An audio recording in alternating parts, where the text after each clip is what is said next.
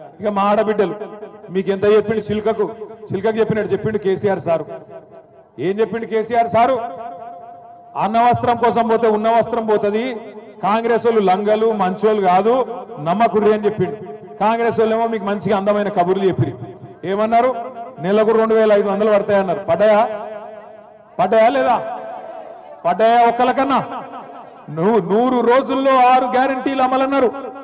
100 రోజుల్లోనే 6 గ్యారంటీలు అమలు చేస్తా అన్నారు. మరి మీ ఒక్కొక్కరికి ఎంత బాకీ ఉన్నాడు ఎరికేనా రేవంత్ రెడ్డి?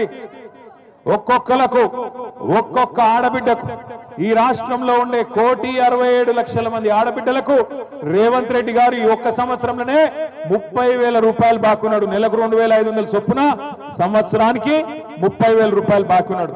సో కాంగ్రెస్ వాడు మీ ఓటు వచ్చినందుకు అడిగితే ఏం చెప్పాలి? ఆడ 30,000 పెట్టుకోడుక, ఆ తర్వాత మాట్లాడతా అని చెప్పి ఎలగొట్టాలి. ఏం చెప్పాలి? ఎంత బాకీ? ఒక ఆడబిడ్డలు చెప్పాలి ఎంత బాకీ ఉన్నాడు. రైతులకు ఎకరానికి 17,500 బాకీ ఉన్నాడు. ఆడోళ్లకు ఇప్పటికి సంవత్సరానికి 30,000 బాకీ ఉన్నాడు.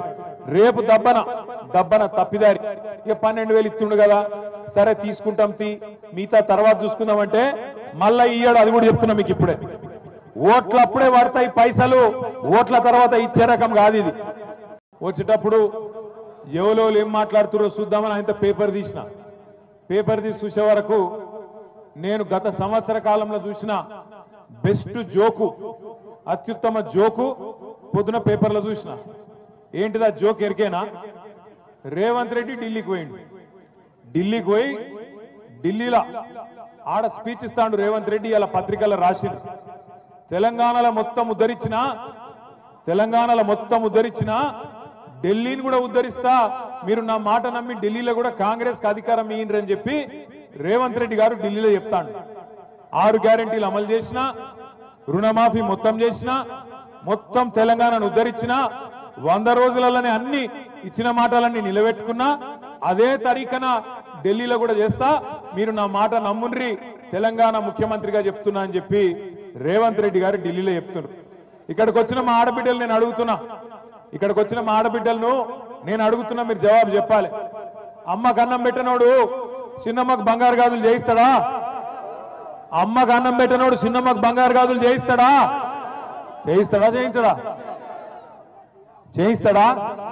చేయించాడు. కూట్ల రాయి తీయనోడు ఏట్ల రాయి తీస్తాడా? తెలంగాణను ఉద్ధరించినోడు అంటే ఢిల్లీలో ఉద్ధరిస్తాడా? పోయి అబద్ధాలు చెప్పొచ్చిన ముఖ్యమంత్రి అంటోడు. 6 గ్యారెంటీలు అమలు చేసేసినట్టు అయిపోయిందట.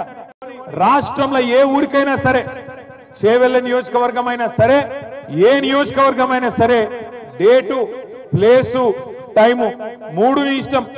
ఏ ఊరికంటే ఆ ఊరికి పోదాం. ఇక నువ్వు కాకపోతే నీ మంత్రులను పంపి ఏ ఊరికన్నా పోదాం.